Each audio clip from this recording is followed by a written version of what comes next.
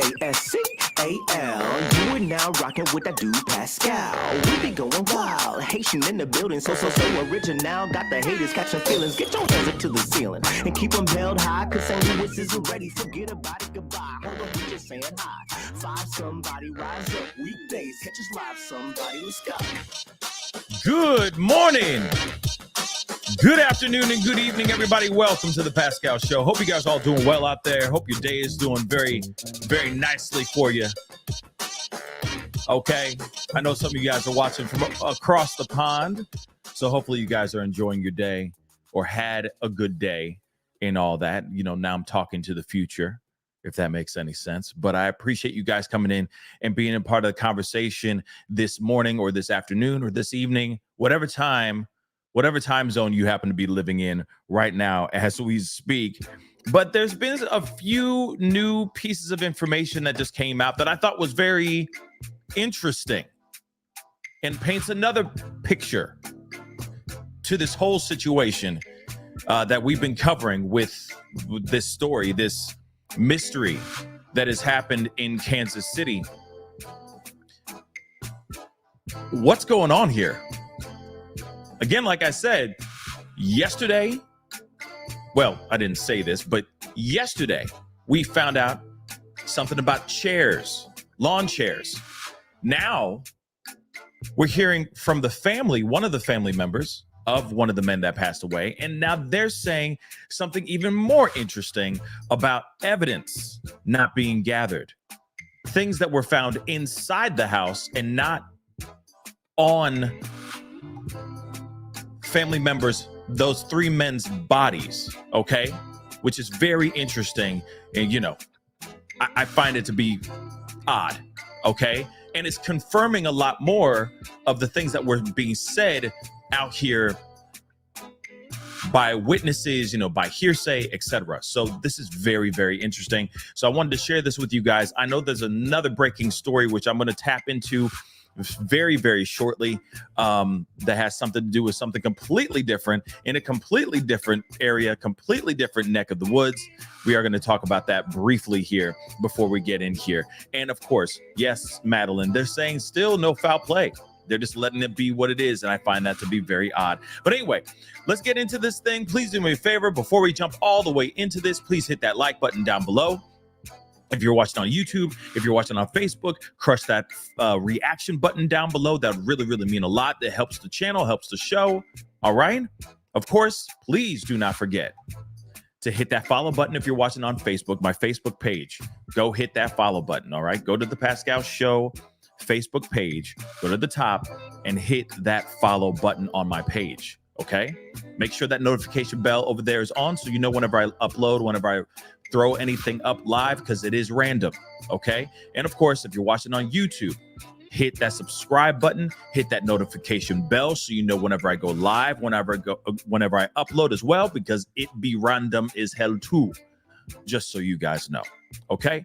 And of course, hit that join button if you want to support the channel.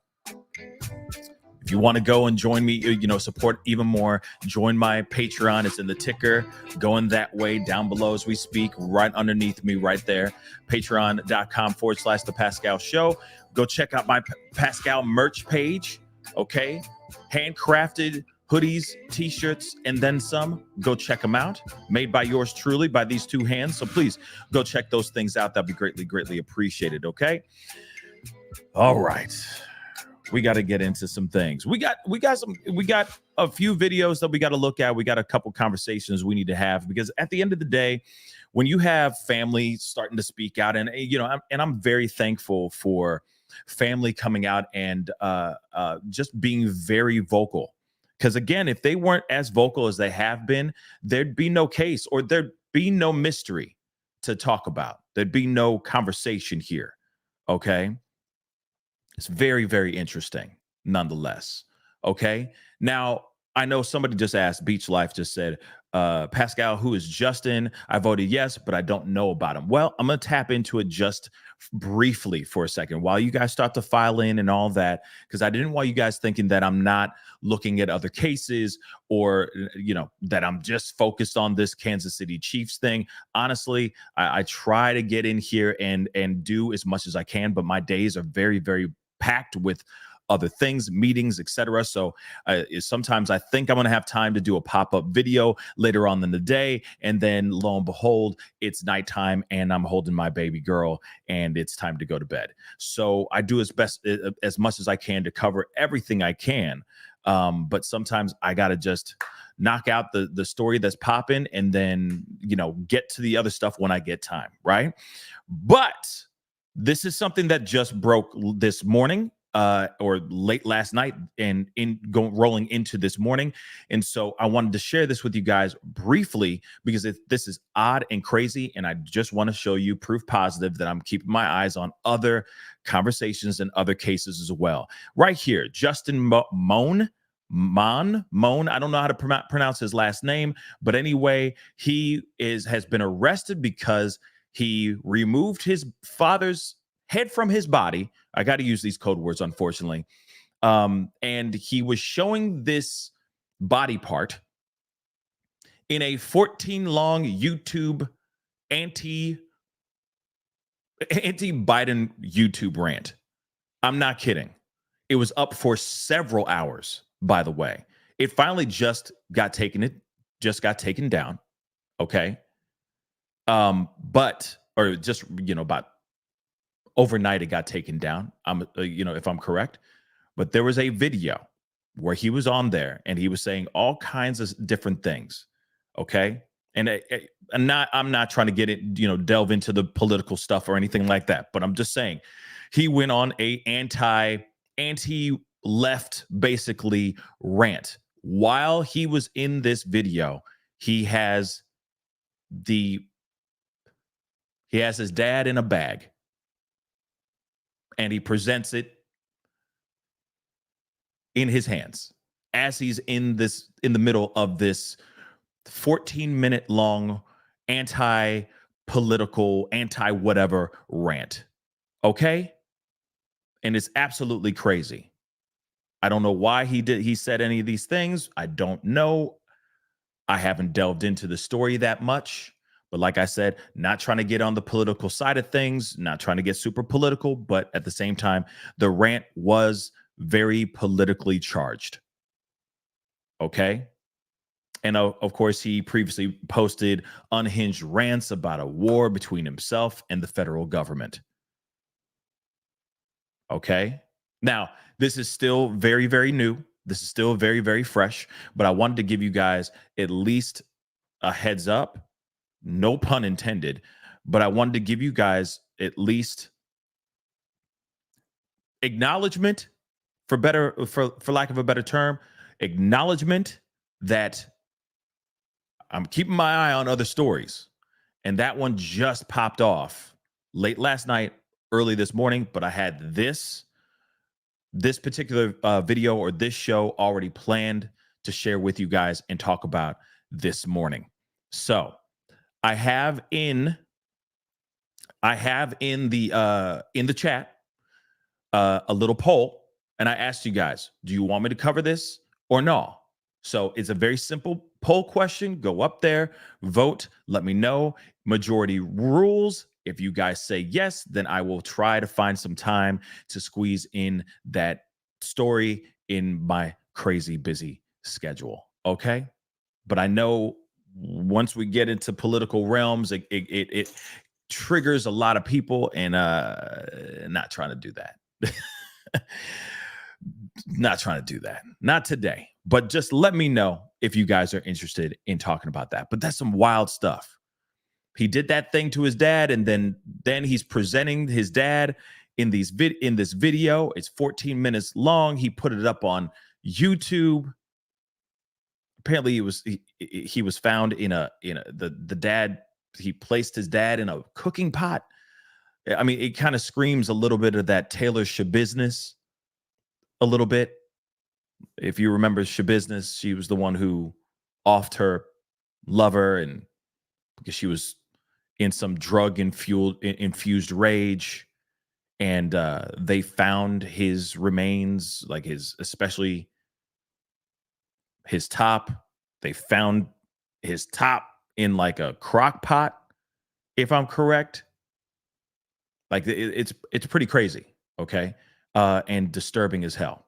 But I did want to share with you guys that, all right, and so that you guys know that I'm keeping an eye on other cases, because there's other cases that are brewing for sure.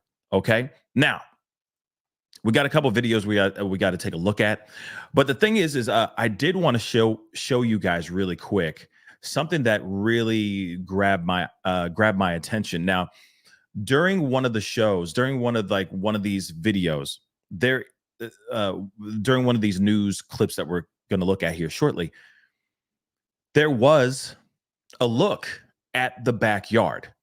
And the thing is like we learned yesterday, one of the men was found. Apparently, David Harrington was found sitting upright, or at least slumped over, in a lawn chair. Now, what's interesting about this is if these chairs did not really move, okay, even if they were in this area and they didn't move at all, right? If they didn't move the chairs once they got him out of the chair and put him on a gurney and put him in the back of a vehicle, whatever, right? It's interesting where these chairs are found. They're not on. Let me just show you what I mean. Now, this is just a still I took from a news clip, and I find it a bit odd, because if you really look at it, look how close. If he was in the chair, let me blow this up for you guys.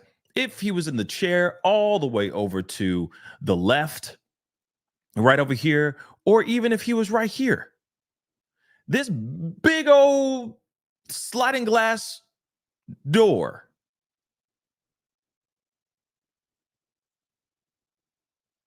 big old sliding glass door. You're telling me you didn't see that?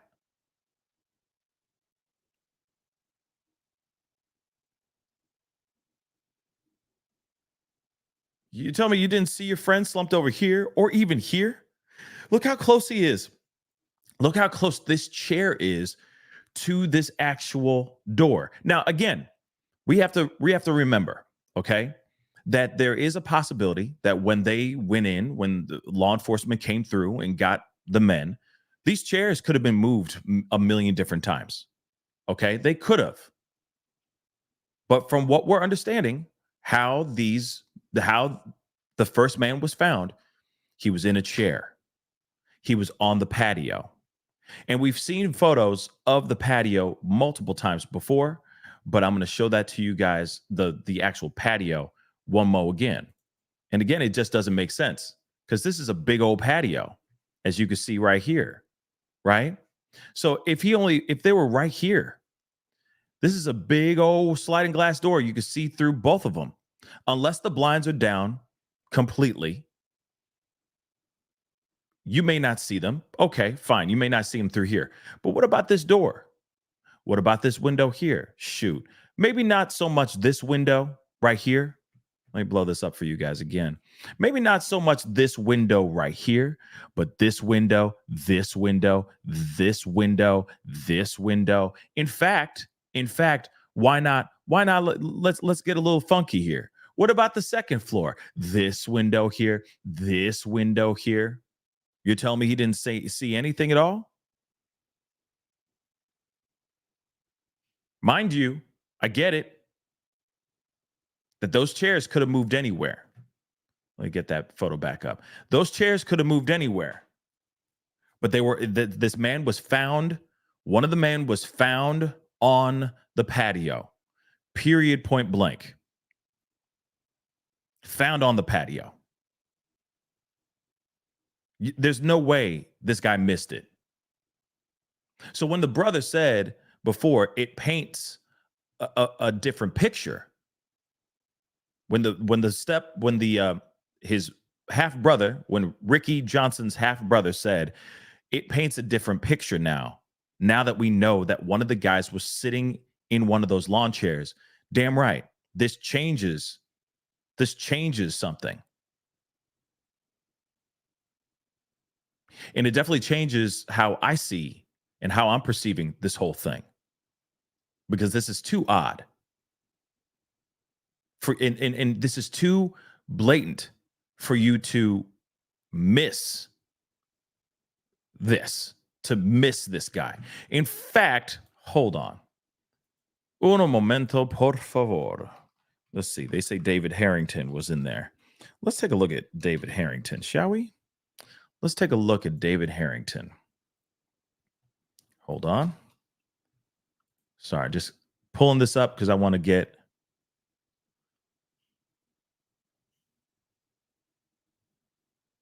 I'm trying to see if I can find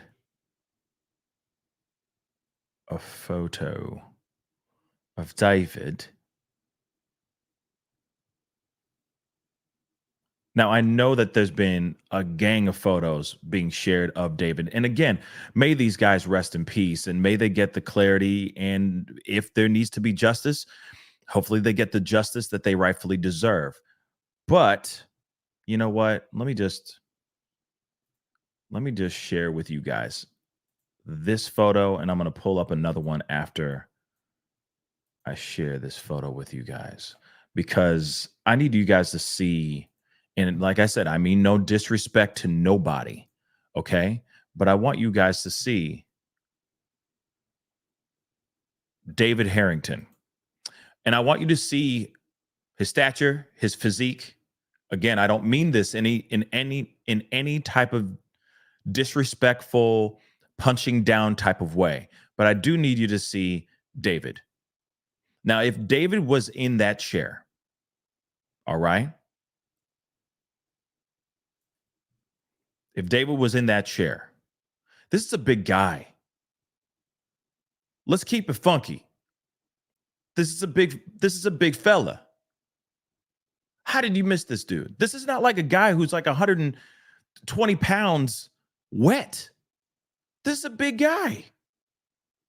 Hold on. We got more.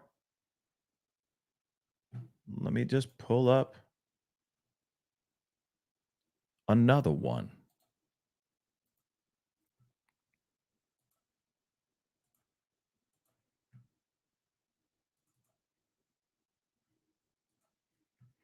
What about David Harrington?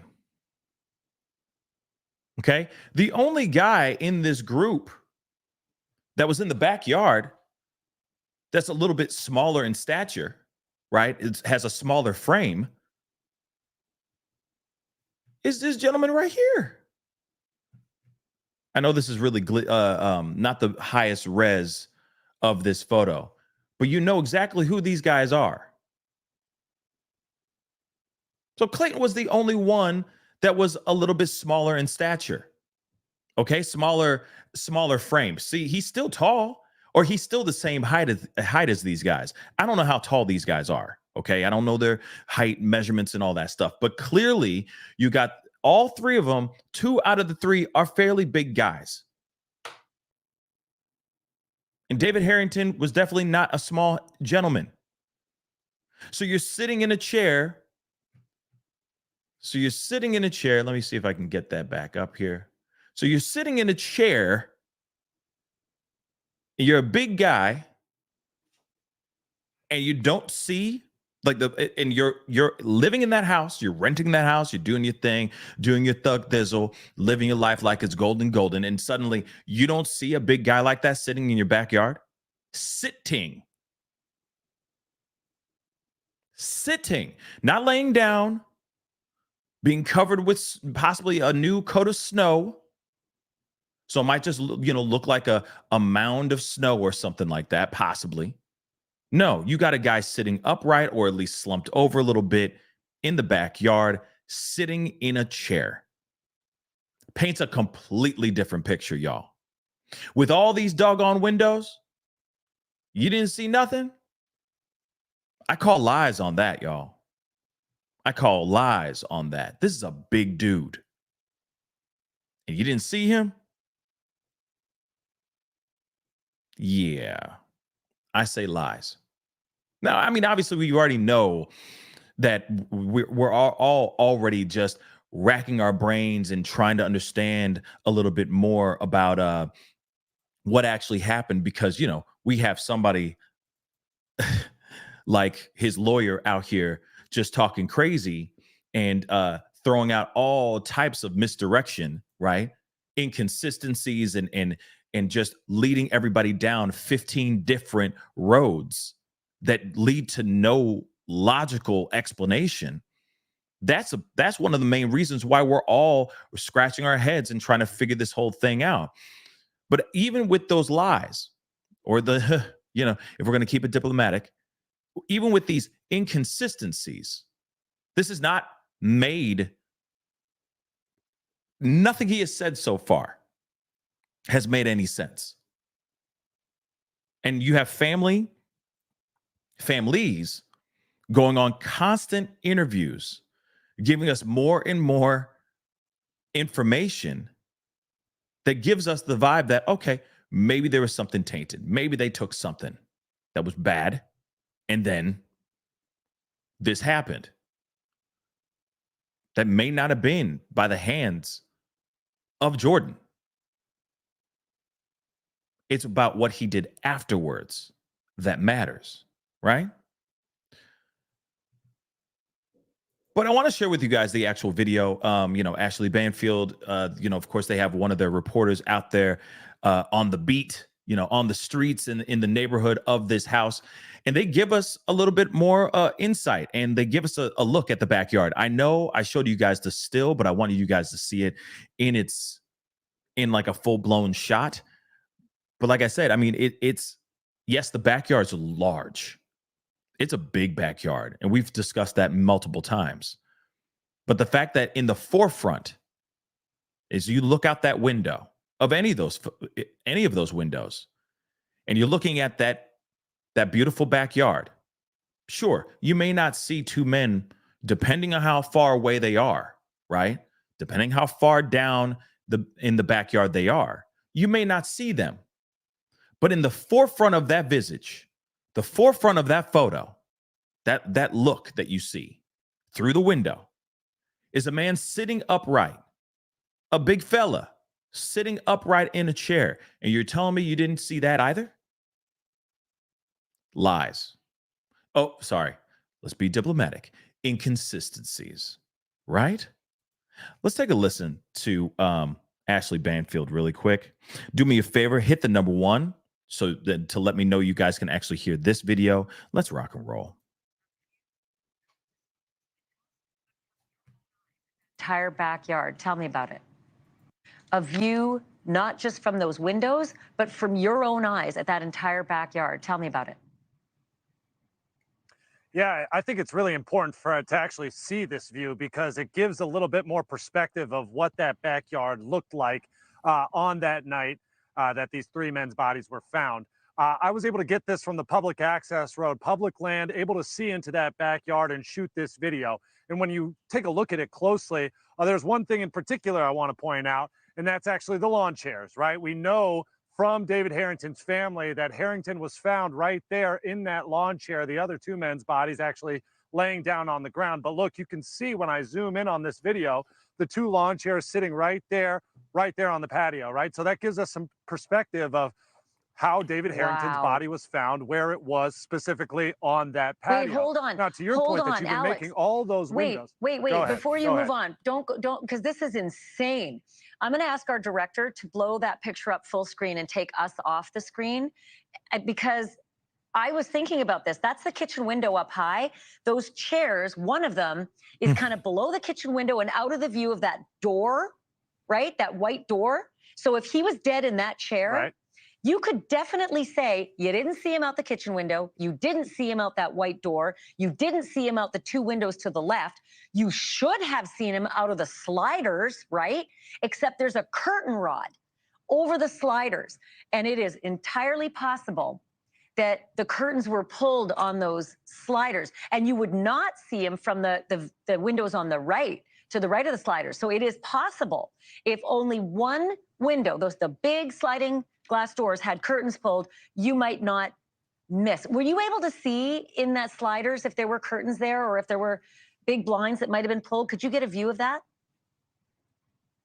I couldn't say for certain to you, Ashley. What I can tell you is that almost all of these windows have some level of blinds on them.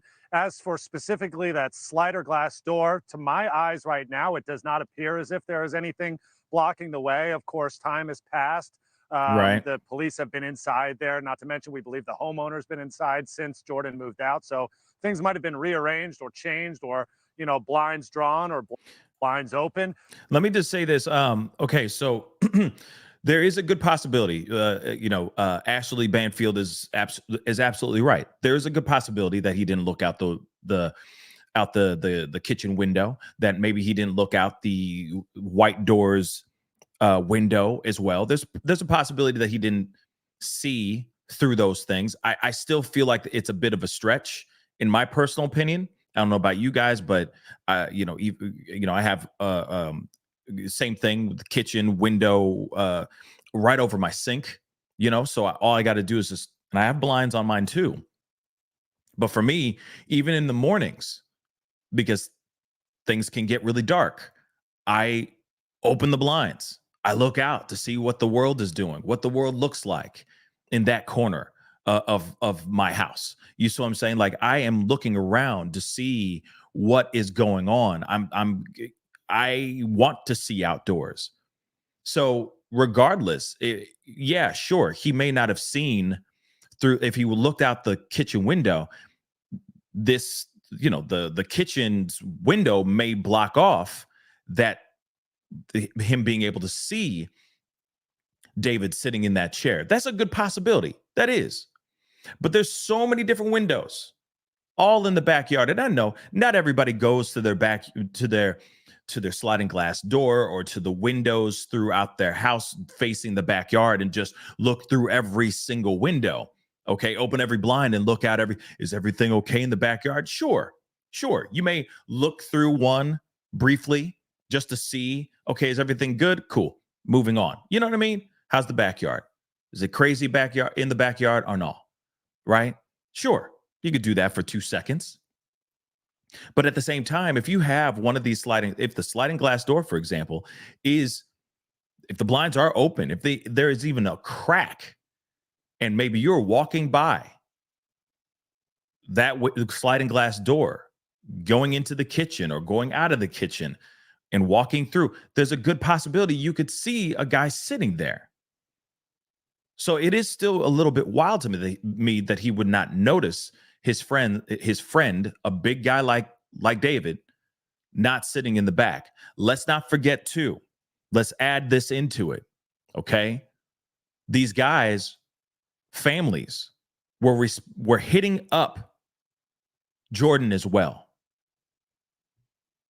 Even though he received them but did not read these text messages, there's a way you can read text messages without actually letting people know that you read them as well. But family members are saying that he did indeed read these text messages. So you didn't go and look out the backyard real quick? The first thing I would do is look out the front door. Look out my front door just to see if their cars are still there. Well, there's his truck and there's his 4-door car. Okay, those are my boys. Those cars are right here, and they've collected snow, so they haven't gone anywhere. Did they get an Uber? Did they walk home? What's going on here? Then I'd be calling them. And as I'm texting and calling them, I'm checking the backyard because I'm thinking, well, actually, no. Last place would be the backyard, but it would definitely still be one of the top things on my list. I'm looking throughout my entire house. I'm seeing if they went to sleep in the basement, if they went upstairs to my bedroom, if they're sleeping in my bedroom. I would have gone everywhere in this house. I would have combed the house thoroughly just to make sure that they're not there. Then I would go into the backyard and take a look and see if there was anything in the backyard. Maybe they're back in the backyard messing around, making snowmen. I don't know. doing something, smoking a cigarette, whatever it may be. Yeah, we tied one on, but damn, you guys are still here? I'd be looking around, and then I'd definitely be looking in my backyard just to make sure. It would definitely be on my list. Front of the house, entire house, and then the back of the house. And if I don't see anybody, then I'm like, all right, I'm texting them back. No, I don't see them, but their cars are here. That's a little bit weird. But I'll hit them up and see what's good. I'm calling them. I'm texting them. I'm doing everything I can to make sure that they're okay. Now, the other thing he just said, this reporter said, what's really tragic about this, which we are going to be talking about here shortly as well, is how he's able to pack up his stuff and kick rocks. So it's not like we can actually look at this and go, how the house is right now is exactly how the house was. That's the unfortunate part of this whole thing. Because as soon as he packs up, what if the blinds are his? What if he added things to the house that were his for his own, aesthetic? Curtains, blinds, etc., furniture, you name it. He's like, and it doesn't seem like he's that guy, but still, the owner of that actual house can go in there and flip it around, because obviously he wants renters in that house. He wants to put it back on the market so he can get somebody back in there as soon as possible. So what are the chances of them changing the aesthetic a little bit? Maybe the blinds aren't really the blinds that were there during this time. So we can't even assess what may have happened during this horrific situation. And that's what's so sad about it. The crime scene, which a lot of people feel like it is a crime scene, the crime scene has been tampered with. It's completely tainted now. If the owner walked in there, put his hands on one tiny area, tainted, which he clearly has. He clearly has. Guy packed up all this stuff. This dude packed up all his ish and kicked rocks within weeks of his friends being found gone in that backyard. It's just it's messed up. This whole thing's jacked up, y'all. Whole thing is incredibly jacked up. But do me a favor as we continue, please hit that like button down below. Let's get it to 1K. Let's get it to 1K. Hit that like button down below. Let's get it to 1K. Okay? A like don't cost a thing. Hit that reaction button if you're watching on Facebook. That'd be greatly appreciated. Don't forget to hit that subscribe button. Hit that follow button on my Facebook page. Let's get through this here real quick. But based on what I can tell, there was nothing right there directly blocking it. I think about these lawn chairs, right? When you think of lawn chairs, a lot of times I think about ones that really lay flat. That's not the case from what I could tell. These look like they belong with like a larger table. You could sit and have supper there. You know what I mean? So a large man sitting in a tall chair feels like it would be something that would be very noticeable to the eye. Now, whether or not, like you said, those blinds were closed or the windows were drawn, we don't know. But I think that was really important just to point out that those are the chairs that we believe David Harrington died in. And, I'm looking at both of them, the position of both of them. If he died in the one on the left, easily you could miss that through all of those windows on, right, the back of the house, not the addition. I'm not going to call it, I'll call it an addition, the jutting out sliding glass door part of the house. I think, right, it's a breakfast nook or something. Easily he could be missed there. If he was over in the chair that's right, again, can I blow that picture up big for the whole screen just to ask our director to take the two of us off? Because I just want to get a closer look. Yeah, thank you. So if he's now sitting in the chair that's butted up against the sliders and the windows have curtains on them, because I did see a curtain rod. I did see a curtain rod when I went through the pictures inside that house. You could miss him there too. I mean, out the kitchen window, you could, it's a little harder to miss him there, right? Because it's not right underneath the window. It's just, right, slightly out. But I'm not getting, I'm getting a 1D perspective. Did you get a 3D perspective on that? Yeah, it might be worth another glance to go back there and see. But I see your point, and I see how it might be possible to miss out on somebody that might be sitting there. But to me, this is a large backyard.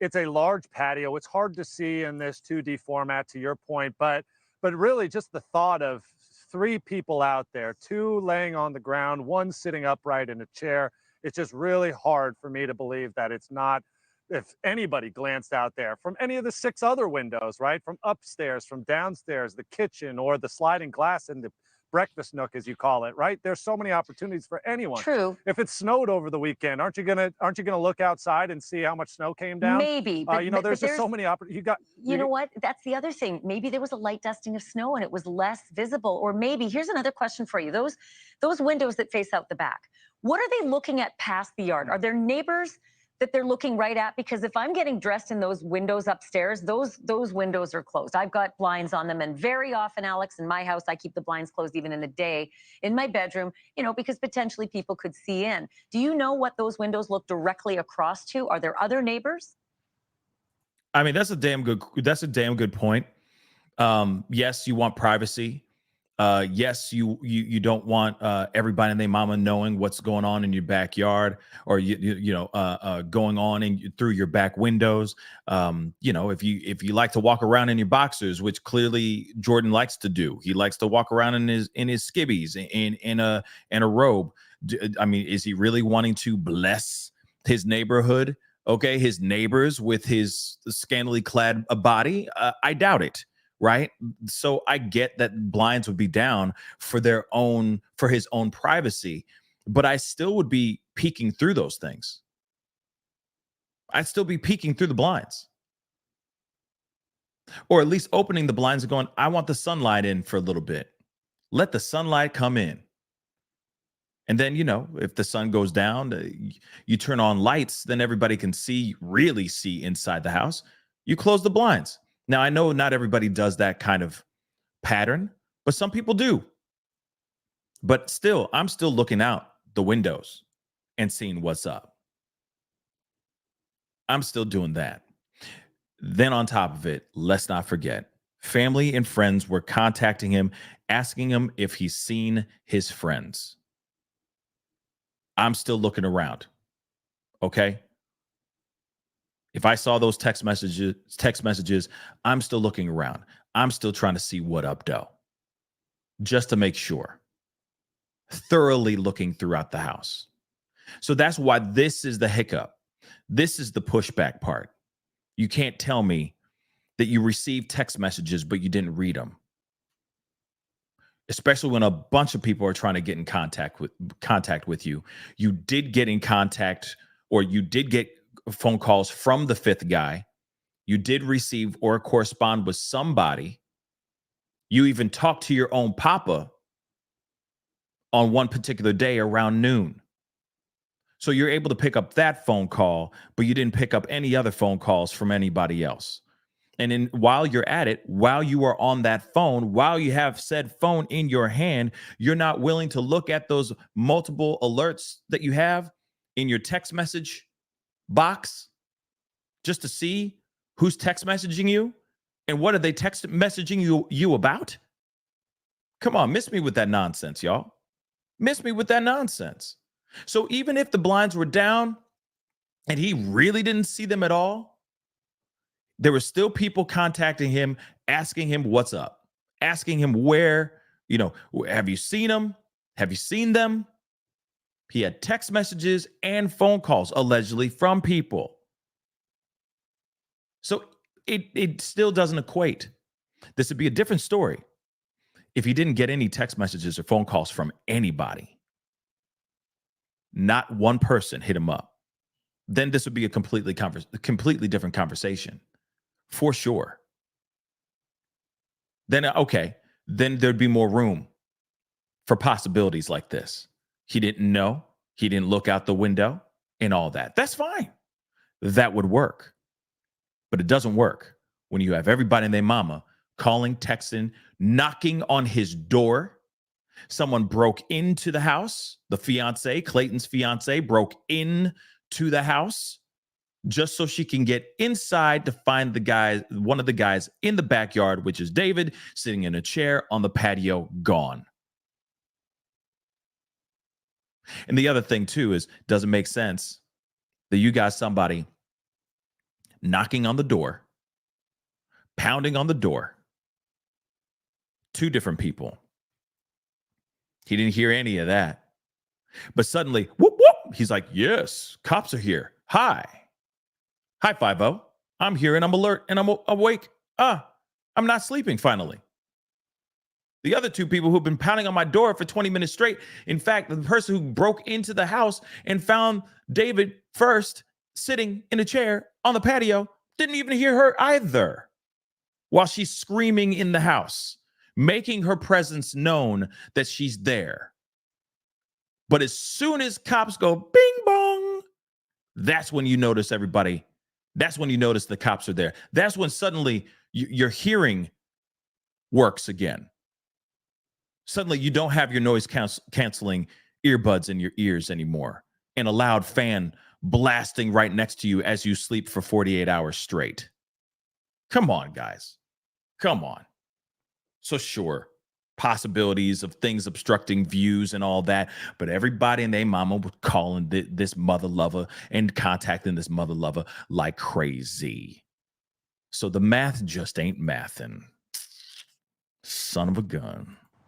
No, so basically where I'm shooting this video from, you see in the foreground those tall grass. That's right where the road is, and that's where I'm standing on the road. So it is public land, but there's not much of a vantage point from that. You got to kind of get up on your toes in order to see into that backyard. But the point is that there is not much visibility. When you look out from those upper floor windows out, you see the larger road to and from the interstate that leads to downtown Kansas City. Thank you for watching. Okay. Okay. Well, I mean, and that's important information to know as far as like what can they see through the backyard? Is it another house adjoining the backyards? You know what I mean? They're just kind of facing each other back to back. Can they see, so on and so forth? So that's good information to know about like what's in the backyard, right? What can be seen through the backyard, right? But that's important stuff as well. But I got a couple videos from interviews from Cuomo and all that. The parents came in and spoke about a few things, and I think that we should see this in the information through these interviews. Some of the information that was being said is that there's evidence that was left behind, and one thing that's really interesting about that even more is that the evidence is things that were belongings to the guys, to the three men that were passed, that were found inside the house. Again, why? Why would this guy not notice? Why would this guy not notice? Why would he not notice something with something like that? It to me, it just doesn't make any doggone sense. I just wanted to get a little bit of a still, or a spot so you can see. This is Ricky Johnson's stepmom and his dad. Okay. And the thing is again, they say throughout these interviews, which we will stumble upon at some point in these interviews, because there's two different clips, they mention about police leaving evidence behind. Potential evidence. Let's just say potential evidence behind, because let's be real. They walked in, they looked around, and they said, looks like a cut and dry type of situation. Looks like it was an OD. Looks like it was a tainted party favors. Let's keep them moving. So they really didn't look at the scene or treat the scene like a crime scene. You see what I'm saying? So of course they didn't pick up evidence. They left all that ish behind. But it's very interesting that they're saying, hey, these belongings that were of my son and my son's friends were found inside the house. Again, when you add all that on top of what we just talked about a second ago, there ain't no way one of my boys, one of my closest friends, etc. If I had three of my boys over here, we're chilling, we're watching the game, we're doing whoop-de-woo, we're having a good old time, right? Cheering the Chiefs, doing our thing. Wake up the next day, if I wake up the next day, but if I wake up the next day and I see that their cell phone, their wallet, their keys, their sneakers, whatever it may be, their coat, for crying out loud, inside the house, I'm going, yo, idiot, you left your coat here, man. Were you really that messed up? Homie, you good? Are you home right now? You know what I'm saying? I'm calling my boys and be like, you an idiot. Why did you leave this behind, man? Of all the things you could leave behind, why would you leave your wallet behind? In fact, why would you even leave your coat? It's cold as hell outside. Did you get home safe? Holla at your boy, man. What's up? Like, that's it. Period. So Mims, make it make sense. All right. Let's take a look at this video. Have mercy. Let's start with more proof that something ain't right in Kansas City. You know, all this noise about Taylor Swift and the Kansas City Chiefs, and not enough attention focused on this case. Okay, let me just say this really quick, okay? For all you Swiftie fans and all that stuff, okay? Yeah. He said it, not me. He said it, not me. All right? I'm glad that she's having her real life love story, okay? Yay. Okay, to the T-Swizzles, to the Swiftie fans out there, hey, congratulations. I'm happy that your girl is finally finding love, okay? But who cares? Who cares? Okay? Let her do her thing. That's great. All right? Yay. But that's real. Everyone's like, oh my God, they're so in love. Can you see it? Oh my God. Who cares? Let's move on, okay? Let's move on from it, okay? I hope they work out. And I hope she writes some wonderful love songs, okay? About their relationship. Yay. Go them, okay? But at the same time, no one, I mean, at least myself, I don't care, okay? What I care is about them just doing their jobs, doing their separate jobs. Her going and entertaining people with music, and him, playing the ball of foot. Okay. But that's true. Everyone's like, oh my God, Tay-Tay. Who cares? Let's move on. And that may include the police's attention. You got 3 young men, all in their 30s, found dead after watching a Chiefs game, hanging out at their friend's house. But their bodies were found frozen 2 days later, not in the house, in their friend's backyard. And it wasn't the friend who found them. His name is Jordan Willis. He claims he has no idea what led to their death. But it does seem that cops initially were not so sure about his story. You seen this video? It's from a neighbor's phone, I think. Appears to show Willis in cuffs outside the house. That's him and a dog. We have some questions about the dogs also. At some point, maybe they'll show the video, maybe they won't. There it is. Okay. There are cars outside. There's police outside.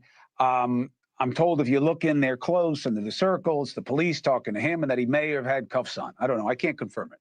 But certainly, he was getting some police attention initially when someone else found the bodies at the house. Who? A concerned family member. Yep. Now, he wasn't arrested. Now, we're told police don't suspect foul play. Why? No gunshots, no stab wounds, no signs of violence, and obviously they didn't get anything out of him. But did they try?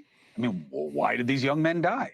It's going to come down to the toxicology, especially if Willis or another can't or won't explain what happened in that house and how they wound up outside and eventually dead. And the wait has been an eternity for the families, not helped by their claims that police have not been talking to them at all, ever. Now, you can say, let them investigate. Listen, I've been doing this a long time, okay? The state is making the case. The state represents the crime, okay? The law versus the criminal. The victim, okay, is now represented by those families, and the authorities always talk to them, but not here. So tonight we have new concerns and new information from the parents of one of the men who died at that house, Ricky Johnson. Real quick, before I continue on, the fact that the officials are not having much conversation and much transparency to the family members is very sketchy as F to me. Now, I know we've heard many stories like this. A lot of times, in stories that I've covered in the past, a lot of times there's a lot more melanin in their skin. So this is very interesting that we are talking about something where it's 3 white men that were found in the backyard. I'm sorry. I can't not talk about that part. Okay.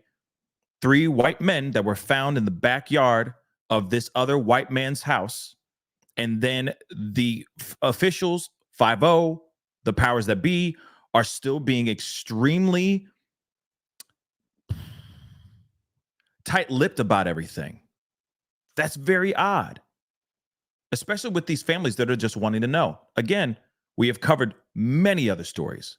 I don't know if you guys remember about Kenrick Johnson, okay, young boy that was found rolled up in a wrestling mat, upside down. The thing was up, okay, and this happened in Georgia, okay. Now, that's still a mystery. That's still a situation where people are still trying to find out what's going on. Autopsy reports came back that were extremely questionable. Families of this, the mother especially, of this young black boy that was found gone, wrapped up in this mat like a burrito, all right, upside down with his shoes on top of him, like on top of his feet because he was upside down, right? The autopsy reports were coming back. The mother's sitting there going, this is not mathing to what's going on here. The math is not mathing here. She had to go and do another independent autopsy report to get the full truth of what actually happened to her son. And what happened to her son is absolutely awful. It's devastating what happened to him. But 5-0, local PD, etc., officials were being extremely tight-lipped, extremely mysterious about everything as well, seemingly looking like they were trying to cover something up. Now we're looking at something like this, and this is Kansas City, and these are 3 white men. I'm sorry, but it's the truth. Take a look at this. This is odd. This is not something that you would hear very often. So why aren't officials being absolutely transparent to the families? Or at least just returning phone calls, letting them know we're on the case, we're looking at the situation, we're doing these things, X, Y, and Z, just so you guys know. All right. We'll be back in contact with you again when we have more information. But the families are sitting here saying, no, we have called them. We have reached out to them. They are still not telling us not a damn thing.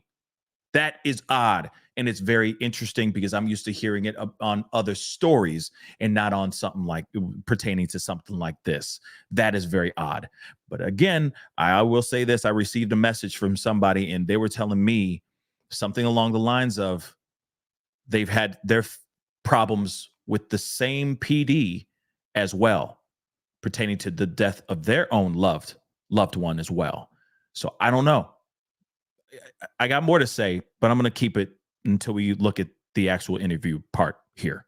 So let's take a look. But that's odd, y'all. That's odd.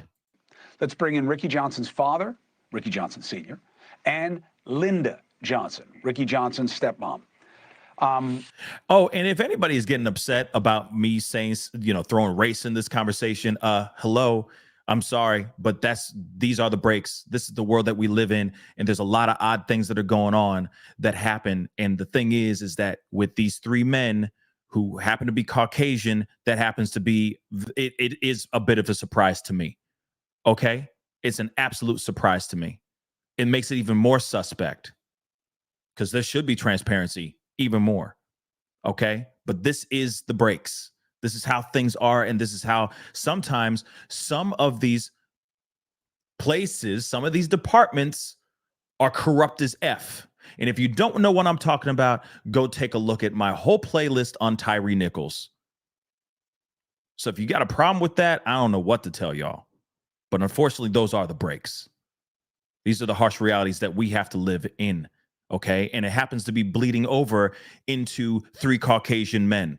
I'm used to hearing this kind of story, as a tale as old as time, by the way, by brown and black people, people of color. Yet to hear something like this in this kind of way. This is very odd. All right. So everybody chill out. Everybody chill out. Mr. Johnson, thank you for joining us again. And Linda, thank you for making the time to do this. How are you 2 doing? How are you doing, Linda? We're doing okay.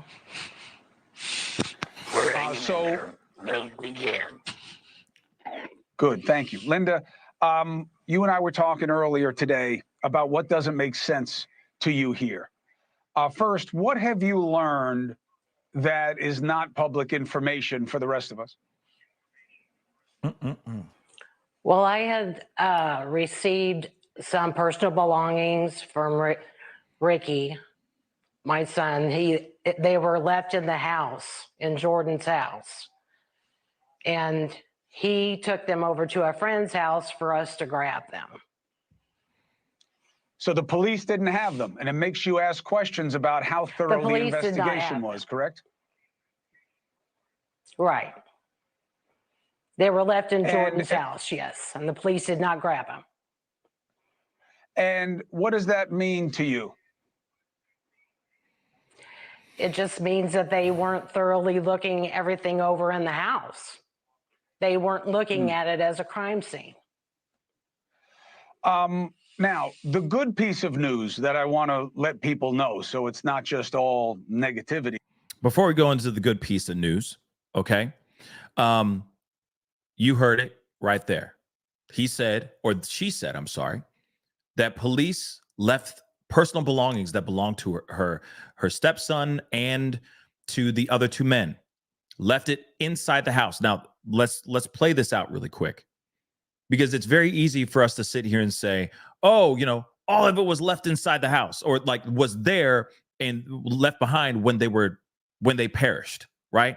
So we have to put this out here. There's still a good possibility that they emptied the guy's pockets, but then left it inside the house.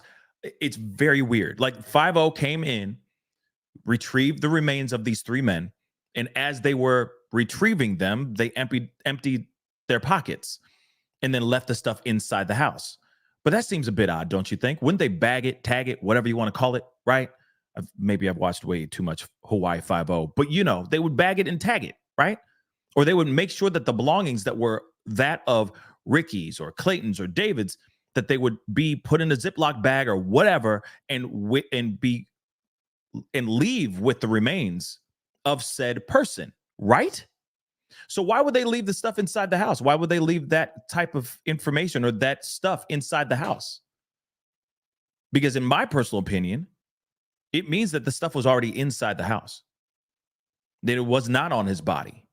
It was not on their bodies when they retrieved those three men. That their cell phones, wallets, whatever the personal belongings were already inside the house before they passed away. That's just my theory, because it doesn't make sense that cops would go in, see them, yep, they're the man, grab their stuff, grab them, take out all their belongings, and then just bring them in and put them on a coffee table and then leave. That don't make no sense. Instantly, you're bagging it and you're putting it, okay, this is Ricky's stuff. Boom. You're putting it on the bag. I'm sorry to say that, but you're putting it on his remains and rolling him out the house or rolling him out through the backyard, whatever it may be.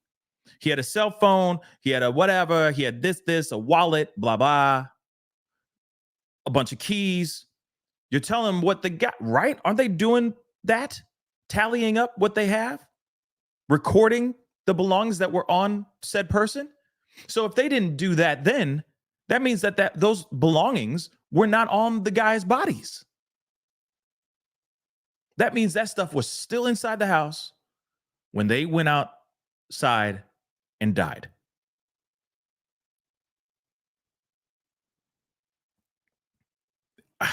Like I said, it's crazy. It's crazy, but that says a lot. It paints a different picture.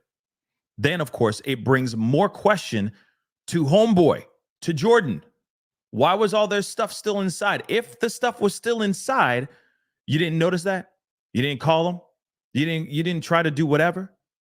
In fact, if you were that concerned about your friend's, whereabouts, and you called one of them, their phone would have rang, wouldn't it?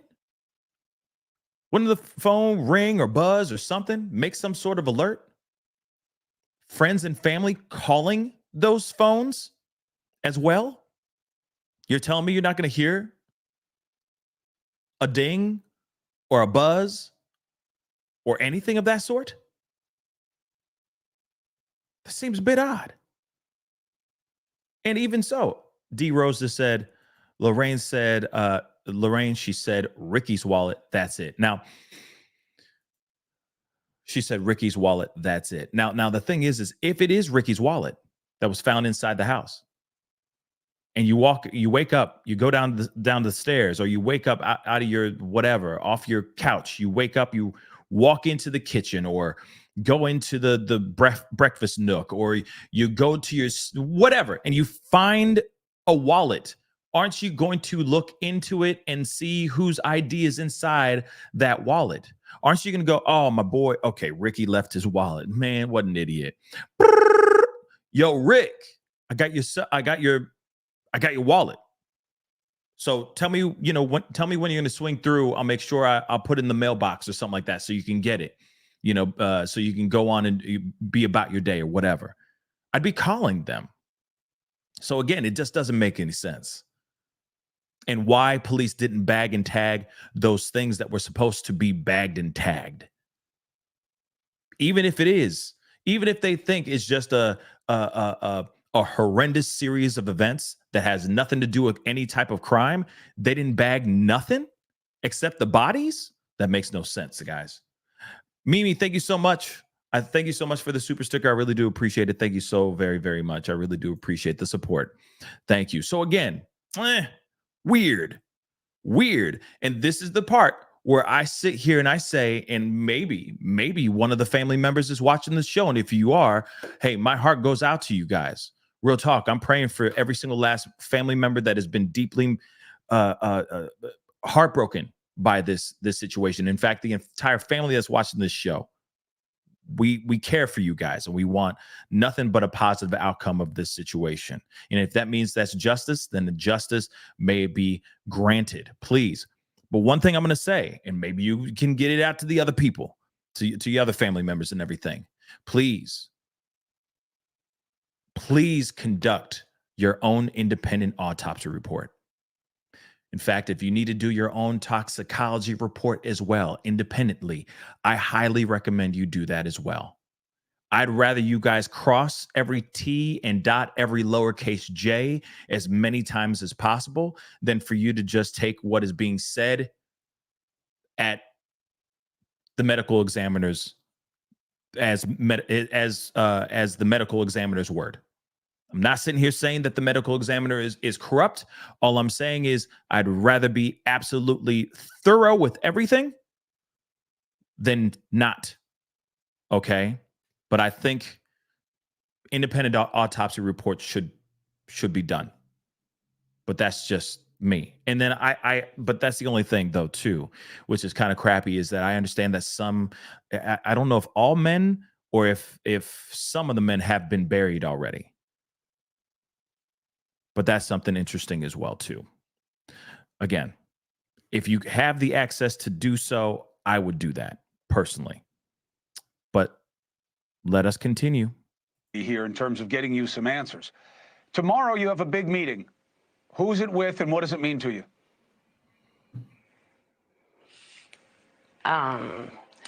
Officials at the Platte County the prosecuting attorney of Platte County. But that's a different police department. Right, Ricky, but that's a different police department than the one that was initially investigating the case. Why the switch? Yeah. What do you know about it? I'm wondering about that too. We know nothing. I probably think that my attorney has stepped in and said some things to try to help them investigate it. So they have moved it to Platte County, my understanding. Okay, I think what he said is that his I guess they've been asking some questions, and so the investigation has been moved over to a whole other county, which is very interesting. And Platte County is the local police, so maybe at least you'll start to get some information about what's happening. Hey, thank you for watching. Yeah, and again, it's being moved. So the investigation is being moved into another county. Now, I don't know what that means exactly, but I do find that to be interesting. But the fact that they are looking into this, I'm at least happy that they are at least looking into this, right? But we got more though, real quick. Okay, guys, we got some more. Hold on, there's more because there's more to this interview as well. But yeah, I'm hoping that they're lawyering up and they're doing everything. But like I said, I don't know. If the bodies have been either cremated or buried already, I mean, that's what is sad about that part, because you wish that they would kind of wait before they actually do the ceremonial thing, if that makes any sense. But I do understand that they, because of, I don't know, various beliefs, etc., like they want to have, things done in a timely fashion. But still, it's interesting. I got questions, but like I said, that's just who I am. I'm just an inquisitive mother lover. But let's continue on here because there's more. All right. There's more with the family, the parents. So let's take a listen. Now, this bothers you, Linda, the idea of the responsiveness of Jordan Willis, right? Because you had people banging on his door, nothing happened. And the part that bothers you is that something changed when police showed up, Linda. What changed? I don't know what changed. I don't know why he would hear the police and not hear the people that had been there just prior. It's like he's acting. He's just trying to seem like I didn't hear anything before this, and now that the police are here, I suddenly hear everything that's going on. Somebody was so worried about what had happened when they couldn't find their loved one that they went into the house, never encountered Jordan Willis. But you say that from their perspective, they saw out on the back patio, from the room where the guys were supposedly hanging out and the couch where supposedly Jordan Willis may or may not have fallen asleep, they could see one of the men in a chair on the patio. Is that right? That's my understanding, yes. I'm going to run that back one more time so you guys hear that. That's important. Remember how we were talking about, the being able to see things and not be able to see things, where he was sitting, blah, blah, blah. Because remember, fiance got into the house. And one thing that's interesting is, because I know a lot of people, I saw in a comment, I read y'all comments, okay, as many as I can. But some of you guys were asking, wait, because some reports said that the fiance broke through a window in the basement. But as you can see, I mean, on either side of the house, there is really no window going into the basement. So if anything, this fiance, because why is this screen on the ground right here? My theory is that she broke in to this window right here on the main floor. And I think her trip inside the house was very short-lived. She went into the house, was screaming, saying, hey, whatever, probably screaming Clayton's name, and went straight into the living room area. And from what we just heard,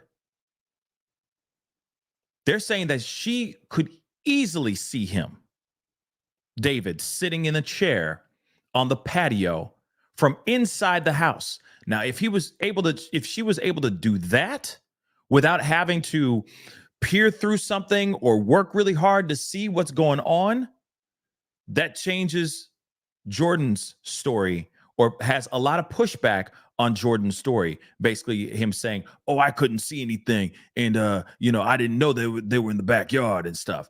Nah, homie. There's a good possibility that you could have seen all that. Let me just roll it back to where he asked that question, because that's, I think, crucial. And that information is crucial. We saw out on the back patio. Never encountered Jordan Willis. But you say that from their perspective, they saw out on the back patio from the room where the guys were supposedly hanging out and the couch where supposedly Jordan Willis may or may not have fallen asleep. They could see one of the men in a chair on the patio. Is that right? So they could see it. And again, not having to peer through anything, not trying to open up the, you know what I mean? They walked out, or they broke into the house, walked into the living room area where Jordan and the guys were known to be kicking it at, in the, you know, in the living room or family room, however you call it. And they were able to peer through that and see David sitting in a chair, gone. Come on, guys. Come on. That's my understanding, yes. That's wild. She saw that house right away, or she saw that body out on the back patio right away because it was sitting up. It was not laying down on the ground. Thank you. See, we're not crazy, guys. We're not crazy. Okay. I know a lot of us out here loco. Okay. Super loco. But this confirms a lot of stuff. She didn't have to open up a blind. She didn't have to do one of these things and look around and go, oh, there's David. No, she walked into the living room area and could see through the window without much work at all that there was a man sitting in a chair, upright in a chair. Come on. Ay, Chihuahua. Let's continue. And it obviously raised your concern about how could this time go by and their friend not notice them out there. Absolutely, yeah. Yeah, 2 days with cars parked out front. When you got big dogs that you let in and out of the house to go to the restroom, how could you not see what was out there? Exactly. I understand the suspicion. I don't understand the situation with the dogs. We're back at the dogs. Oh, we're back at the little pookies. We're back at the doggy dogs. Let's get into it. Let's go. Linda, I've heard one dog. I've heard two dogs. I've heard they were home. I've heard they weren't home. What have you guys heard? I've heard the 2 dogs were home. Pops just chucked up the deuces. He just said 2 of them. Those 2 dogs were home. Yo. Dogs were home, allegedly, from the parents. And why would the parents lie? You see what I'm saying? Why would the parents come out here and waste time giving us BS? But they're saying that the dogs were actually there. Now, here's the thing. If the dogs were actually there, does that change? I mean, the only thing that it changes or confirms is that Jordan's just one big fat ass liar. Okay, let's just keep it a buck. All right, he's one big ass fat ass liar. If that's the case, because let's be real, what does this have to do with if the dogs were there or not? I mean, the only other thing that we would sit here and say is if the dogs were actually there, then that would make sense for him having to open up the doors, or the dogs would be tripping about 3 bodies in the backyard. Why are these 2 dogs not, why are these dogs barking so damn much? What's going on? Is somebody bothering them? Is there some lurker on the other side of the fence, messing with the dogs? Is it that neighbor snot-nosed kid just bothering my dog? What's up? I'm looking out the window, at least. Right? So if the dogs were actually there, it would not make any sense for him not to know that his friends are gone. But you also got to remember, let's put this in our heads for a second. He had a conversation with his father around noon. What are the chances of him having a conversation with his dad, basically saying, hey, you think you could watch the dogs for a couple days? And then he did, after his friends passed away.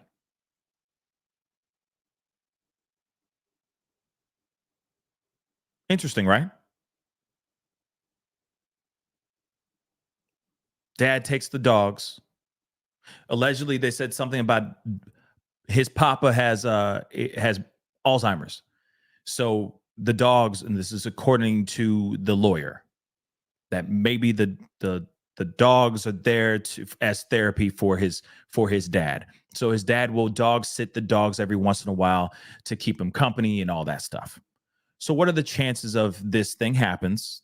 These 3 men perish. He doesn't want them to run around and, oh God, but I'm going to be real. This is really messed up, but I'm going to say it anyway. He doesn't want them to go back there and make a mess of things, meaning like urinating, defecating in, around, near, or even on the remains. I hate to say it like that, but that could very well be what it is. He doesn't want any attention towards his backyard, so he wouldn't want dogs barking like crazy. So his father does call him. His lawyer did say he received a phone call from his papa around noon. On what day, I don't know. But there's still a good possibility that he said, hey, can you take the dogs? Can I drop the dogs off? Or can you come over and pick up the dogs? And then he did. Dogs apparently were not there when when 5-0 came over and looked through the house. Dogs were not there. So he knew, to me, he knew something happened. He knew something was going down, and he needed some time to figure out what the F he was going to do. Also, let's not forget, too, dogs are still dogs. Dogs are still animals. And if something's out there like that, there are plenty of stories where dogs have, you have a family member that perishes, and the dog is still there, or the cat, and then you hear them eating some of the owner. There's a good possibility of that too. Maybe he was like, no, I don't want any of that. I don't want them tampering with my buddies. Pops, can you take the dog? Again, that's speculation like crazy. Okay? That's speculation like crazy. Well, if the parents are saying that the dogs were there, 5th guy, okay, Alex Lee, is even saying that the dogs were there.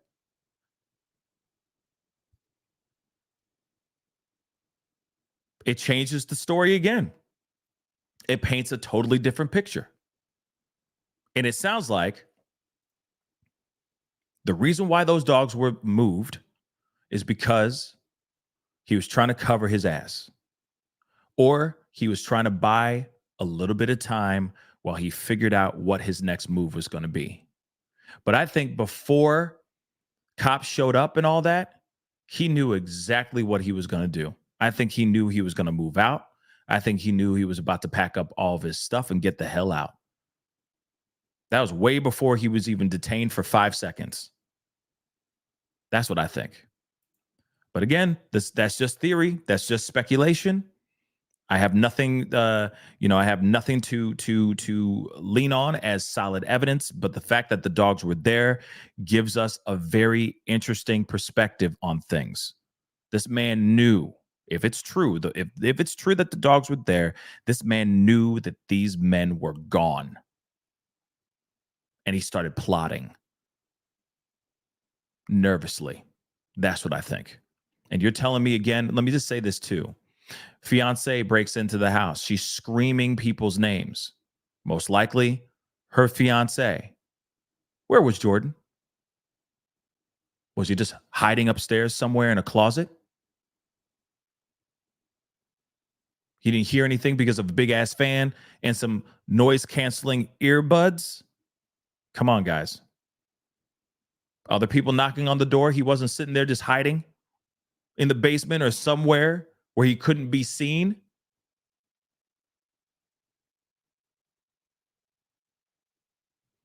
Thank God that fiance broke into that house.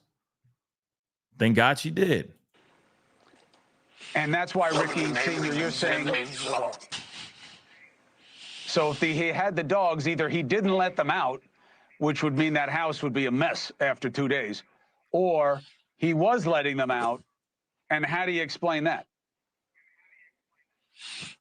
And that's what I'm trying to figure out, I believe he knew Linda, it. He was trying to cover everything up. Yep, he knew everything. He was trying to well, cover but everything then, up. Linda, it takes us to another obvious Yes. situation. If this is all so obvious and curious, you know, the story doesn't make sense, you must know something more. The police don't seem to share the curiosity that this play happened here. What do you make of their assessment? That's weird.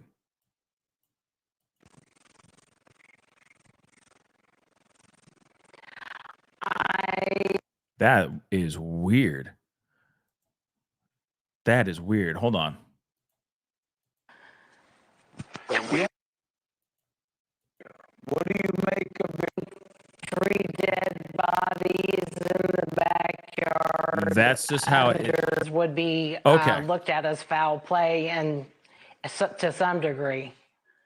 That's I very don't know odd. 3 men dropping dead and freezing in the backyard. I don't know how they come to that assessment. That audio was weird, y'all. I don't know what that was. I don't know. Was that MK Ultra, trying to warp our minds real quick? I don't know what that was, but that was weird. All right, that was hella weird. The only time you've heard from the police? Go ahead, Ricky, say it again. That night when you found out, what happened? Yeah, well, we found out somebody was dead. We went over there, and the police stopped us and got our information and said they would either come by our house within 2 to 4 hours or contact us. They never did. Wow. So he says somebody was involved in the investigation, said that they were going to be in contact with him, within a couple hours, but then they never reached out to him at all. It's the video, guys. It's not me. It's the video, guys. Okay. Just so you guys know. You went to the house. I've become a Ricky translator. You went to the police and they said, we'll get. They never did. No. I've had to do all the calling to them. Jacked up. And when you call them, what do you get? I kind of get an irritated voice that says that this is an ongoing investigation and they can't tell me anything. Even when I explain that I'm, his stepmother calling for his father, none of that seems to matter. They don't even say they would come to the house and explain something to me. There's just no It's an contact. ongoing investigation, but the place where it happened has not been made a crime scene. And I don't think it ever will be now because everything is destroyed. Everything's been moved out. It's too late now. Way too late. It's been weeks now. Why would they turn that space into a crime scene now? What could they possibly find in the house now after it's been cleaned through? The owner, I'm sure, of that house has gone through that place and has gone through clean that place up all the way down to the point where it's so specific, like he's using doggone Q-tips just to make sure everything, any bit of residue or anything of that sort that could give off any type of bad juju has been eradicated from the space. The crime scene's gone. This is nothing like Idaho 4 where you can, where the house is still there, nothing's been touched and so on. This house has been, I'm sure this whole house has been doused with bleach at this point now. Just everything, anything that could have been any small semblance of any type of foul play, if there was any foul play, gone. Everything's been thrown away or flushed down the toilet. Let's keep it a buck. That's correct. Right. That's the reason I'm hired the top lawyer here in Kansas City. So he's lawyered up. The family is lawyering up. Top lawyer in Kansas City. They ain't messing around. They ain't playing. Period. Right. I know you got your own counsel because you want to make sure that you're motivating the system to do the right thing as much as possible. I get it. Hey, thank you for watching. Yep. I mean, listen, the family's going to do everything that they bloody can to get the truth on what has happened here. And I don't blame them. I'd be doing the exact same thing. I'd be on News Nation and every local and national channel I can think of, putting the word out here and letting people know, hey, law enforcement's not being transparent with us. They're getting annoyed when we call in and all that. That's messed up, right? That's messed up and it's wrong. These people are just wanting to know the truth on what happened to their kid. These multiple families are just wanting to know the truth on what happened to their loved one. What's wrong with that? Where's the wrong in doing that? Why are they getting annoyed? Why is 50 getting annoyed at family who is just trying to find out what's going on? And I could see a little bit of this, like, I can understand like maybe why law enforcement's getting annoyed because I'm sure because this has turned into such an international story that maybe they're getting a lot of phone calls from a lot of different people, not only just family members, but media, other people who may have known the guys, all the way to content creators that are wanting to know more truths about certain things, local media being like, hey, we want to get an exclusive interview with one of the people that's spearheading this investigation. If there is an investigation, people calling in consistently going, is there any updates revolving around the case of these three men? I mean, I'm sure they're getting bombarded with all kinds of crazy stuff. I'm sure they're also getting a bunch of people calling in like, I know Alex Lee and I know Jordan Willis and I got things to tell you, and it's like, well, none of the things that you have to tell us is incriminating or, is a smoking gun evidence for these two men, with the last two men that were, survived at this this watch party, after party. Right. So, I mean, when I get police getting annoyed, I get police getting angry or, perturbed by people calling all the time, but you got family. They should have priority over anybody else. And if they call 5, 6, 7, 15, 100 times a day, so be it. They're wanting to know what's going on and they want to know if there's been any movement in their particular mysterious case. They're sitting here going, hey, there's more to this than just what you guys are assuming. Quit assuming and tell us what exactly happened. But if you're not doing any investigation and you got this guy who's packed up and has already kicked rocks, that's not good. That kid should not have gone. That guy should not have picked up his stuff and run off. Again, like I've said to you guys before, if you want to show proof that you're an innocent individual, you stay, you stick around. And if it's like, hey, I'm innocent, I didn't do nothing. I didn't do anything. I'm an innocent. Then fine. That's the hill I'm going to die on. I will sit here, and if it means that there's going to be people demonstrating outside of my house for the next couple weeks until I'm exonerated, fine, go ahead. Show up. Go on, man. Do your thing. Quit screaming, continue screaming at my house. Enjoy it. Go ahead. Because, that used to be a thing.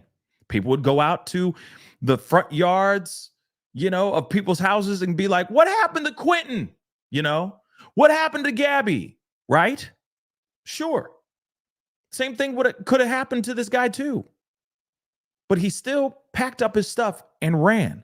That is optically the worst thing you can do when the whole world is looking at you as guilty, as potentially guilty. Now you're just confirming things even more by packing up your stuff and running. Then you got the lawyer, which makes it even worse. Okay, you got the lawyer coming out here talking. He shouldn't be talking. He shouldn't. He's not making the situation any better at all either. Okay, there's inconsistencies in the narrative that he is painting out here to everybody. He's gone even on national, international shows like Cuomo, Ashley Banfield, and has changed the story so many times. Of course, us armchair detectives, our social media sleuths out here, our internet whatevers, okay, inspectors are all going to pick that thing out, those red flags out and go, wait, why is this guy even Why is this lawyer even out here talking? And why does he keep changing his story? Again, I've said it before, but I'll say it too right now. Tell me you guilty without telling me you guilty. Him guilty. Okay? And it could be very well just from mistakes. But at the same time, you got 3 men that were found in the backyard. One of them was sitting upright. A fiance, according to this family, to these two parents, they say that according to Clayton's fiance, she broke into the house. She walked in to the living room, the same area that these guys were known to be partying at, the same living room that allegedly Jordan passed out and went to sleep at. And she could look right out the window and see David sitting upright in a chair.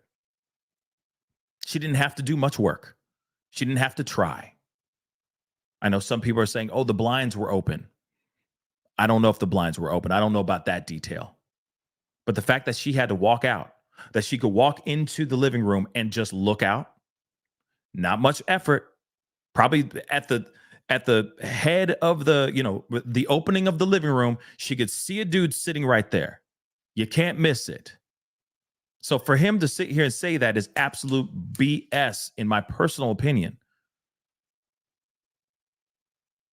And now that they say that police left evidence behind, things that were inside the house of Jordan Willis's, that says a lot. Thank God the lawyer has not been out here talking crazy lately.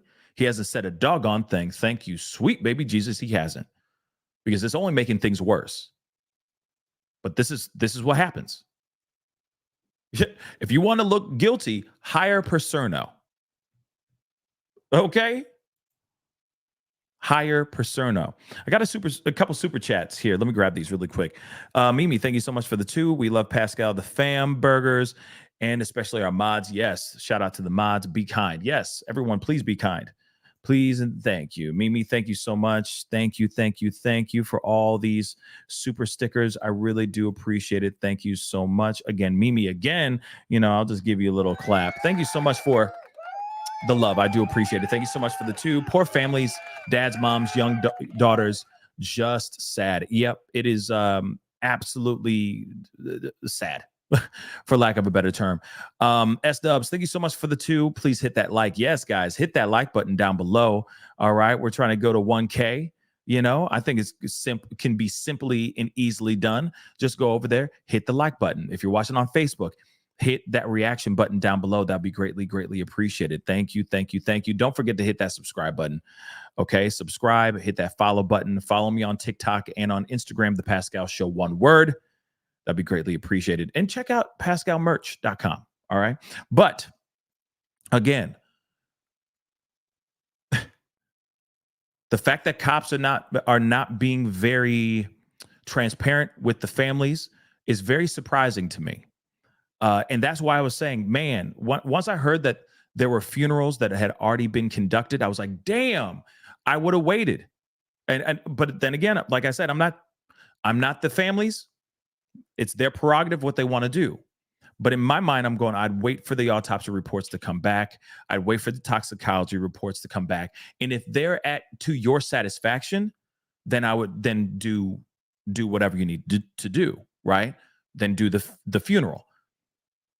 But if they're saying what they're saying, and if they're getting a vibe, and they've been getting the same vibe for weeks, I'm waiting for that toxicology report. I'm waiting for that autopsy report. And if it doesn't suffice, I'm going and conducting my own independent research.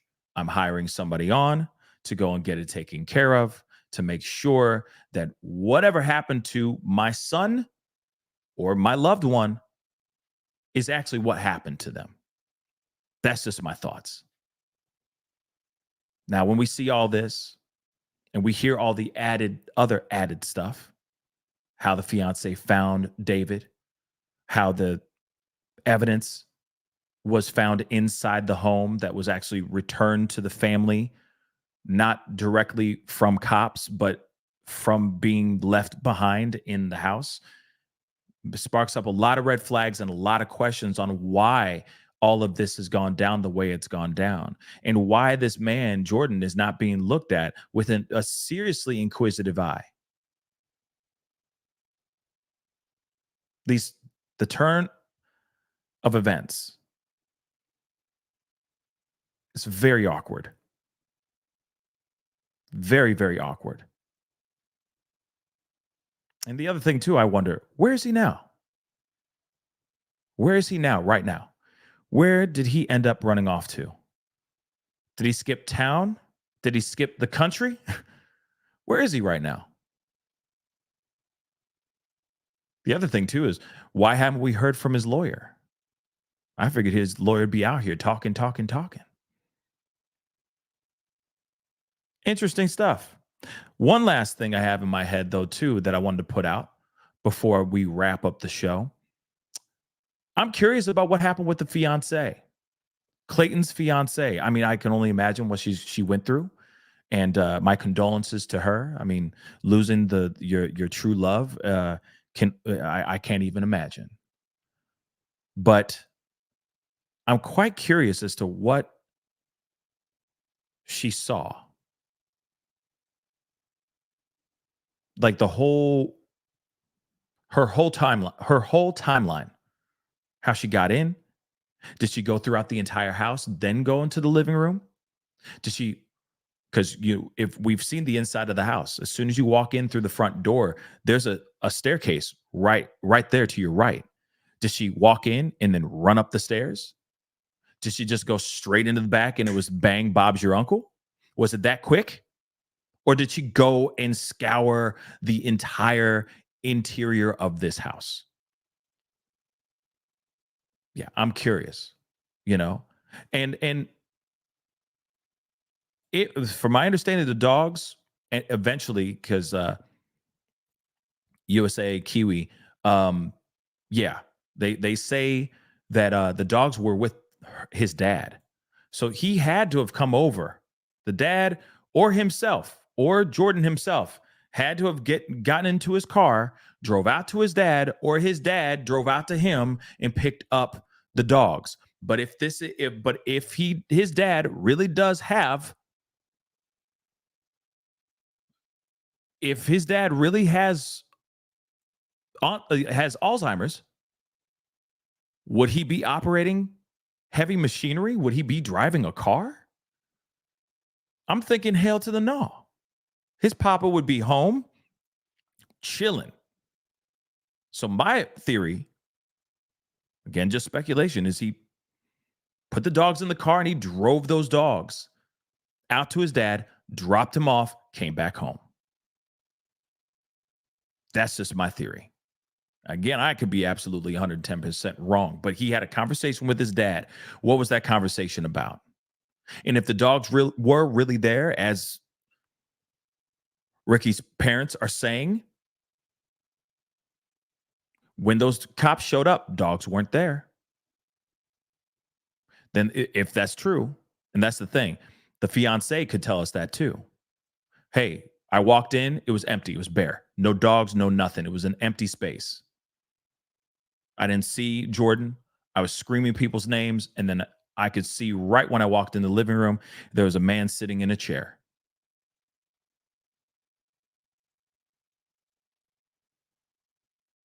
So like I said, I feel like the fiance could iron out some of these questions, could answer some of these lingering questions very, very well. So I'm hoping we hear more from the fiance. That's what I'm really hoping for. Like I got my fingers crossed that after she's had time to grieve, some time to process everything, she'll give us more details on what she saw, what she did, and how long she was in there for, and all that. But again, a lot of this is just not mathing, y'all. It's just not mathing. And now we're hearing more information that I'm very happy we are hearing about. But again, this is not painting Jordan in a very good light. Not at all. Indeed. Anyway, guys, that is the show. I appreciate all y'all for being here. It really does mean a lot. Thank you, thank you, thank you. Okay, I appreciate you guys. Man, all of it is absolutely crazy. Oh, Heather 1, thank you so much. For the 2, the lawyer needs a lawyer. Thanks for covering. Of course, yes, the lawyer needs a lawyer. Real talk. The lawyer most definitely needs a lawyer. It's so bad. It is so bad. It is so bad. Okay, but appreciate all y'all for being here. It really does mean a lot. Seriously. Okay, we're almost at 1K. But if you can hit that like button down below, please and thank you. Send it past 1K. That'd be awesome. As you walk out, as you leave the show, just hit the like button before you leave. If you appreciated the conversation, like I said, there's a lot of speculations. But at the same time, I'm just trying to exercise the thoughts that are going on in all y'all's minds as well. But we had a lot of information being said here by family, and there's a lot said just by looking at that backyard, looking at the furniture, the lawn chairs that are in the backyard, how they're positioned, where they could have been positioned, all that stuff. There's so many questions that I hope sparked in your head. If this is a conversation that you have at the dinner table with your friends and family, hopefully I entertained some questions of yours. Okay, so please hit that like button down below. Okay, don't forget to hit that subscribe button. Support the channel if you can. Hit that join button down below. Become a member or supporter on Patreon, patreon.com/The Pascal Show. That'd be greatly appreciated. Please go check out my merch page, pascalmerch.com. Trust me, I'm sure there's going to be something you'll like, or maybe your kids will like. Go check it out. Okay? Custom, handcrafted, tie-dye, hoodies, t-shirts, etc. Go check it out. Okay? And anyway, I will be talking to you guys very, very soon. Let me kill this poll. 71% of y'all say yes. You want me to cover the Justin Moan case. I'm going to take a look at that and see if I can squeeze it into my very crazy busy schedule. Okay? I appreciate all y'all so much. Hit that like button, hit that subscribe button, and I'll be talking to you guys very soon. Have a great, wonderful rest of your day. You deserve it. And if there's anything popping off in this case, for a fact, I'll be covering it, talking to you guys about it right here on The Pascal Show. Be good to yourselves. Be good to one another. And I'll see you guys very, very soon. Have a good one, guys. This is The Pascal Show. Bye.